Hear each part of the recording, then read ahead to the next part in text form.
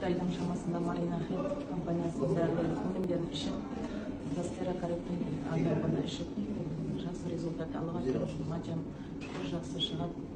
Негізі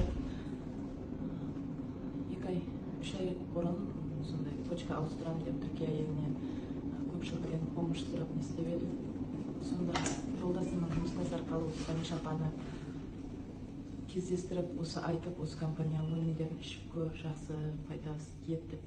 Сондан сол өнімдерін алып ішіп бастадым. Баста застерокаротин іштім. Қазір мен бұны ішіп отырмын. Застерокаротин қосып ішем. Өткен айдан қосып ішіп бастадым. Және шүкір жақсы, мачам жақсы шығады. Бұрын аяғым, беттерім ісетін еді. Қазір ешқандай ісік зат жоқ. Жақсы жүрем, жеңіл. Давлением норма 120-130, бұрын 180-200 үстінде жүретін еді. Тоже гемоглобинім 67-70-тен 2 жыл бойы көтерілген жоқ.